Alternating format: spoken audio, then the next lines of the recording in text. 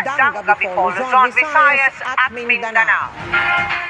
Paulit-ulit na pang-aabuso at banta pa ng pagpatay mula sa kamay ng binansagang Angels of Death ang tinanggap umano ng 5 menor de edad mula kay Pastor Apollo Kibuloy. Base yan sa sumbong nila sa Davao City Police.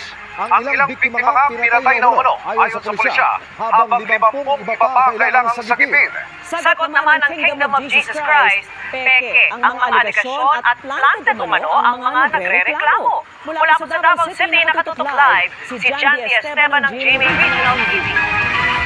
Jandy.